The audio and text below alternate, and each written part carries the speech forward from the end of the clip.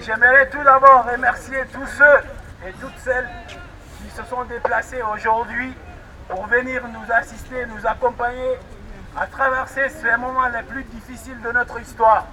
Donc, nous vous remercions, nous remercions les femmes, les hommes, les enfants et les associations. Je remercie tout le monde au nom de l'association guinéenne. Mais avant cela, je voudrais dire quelque chose. Il y a des Guinéens qui sont morts.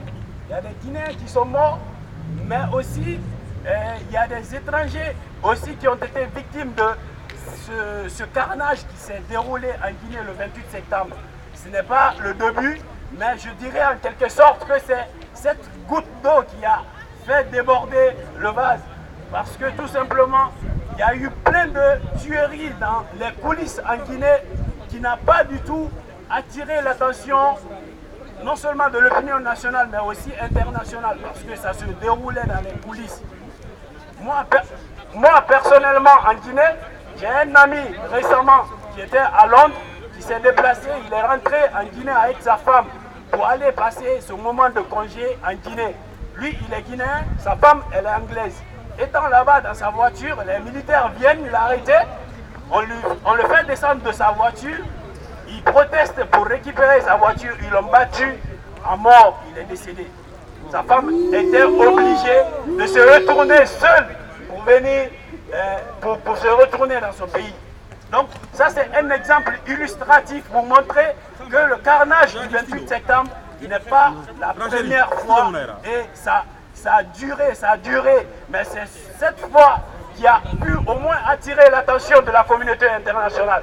Donc nous devons tous profiter de cette occasion, histoire de mettre encore une fois une pression sans précédent sur ces militaires-là afin de dégager. Quand ils sont venus, ils ont tenu des beaux discours à l'accoutumée, histoire de faire comprendre aux Guinéens, oui, nous sommes avec vous, nous venons avec toutes les belles intentions du monde, histoire de restaurer l'autorité de l'État en instaurant la démocratie dans notre pays.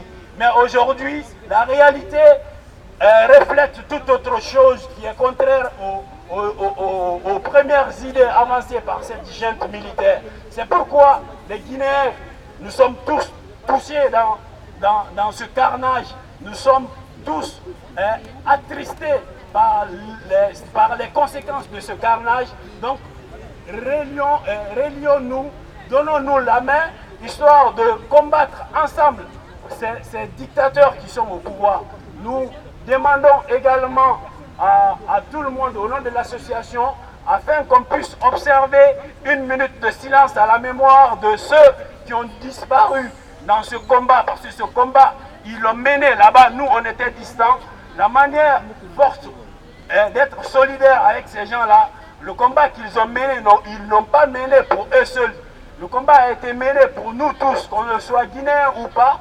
À partir du moment où une centaine de personnes ont été massacrées par des militaires en Guinée, ce crime affecte toute l'humanité.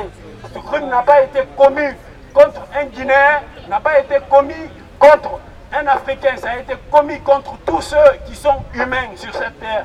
Donc nous vous demandons solennellement d'observer cette minute de silence à la mémoire de ceux qui sont disparus pour mener ce combat noble qui nous intéressera nous tous, parce que en cas de l'instauration de la justice, d'un état de droit en Guinée, en quelque sorte, ça rentre au bénéfice de toute l'humanité. Donc, s'il vous plaît, nous vous demandons d'observer une petite minute de silence à la mémoire de ceux qui ont disparu. Je vous remercie.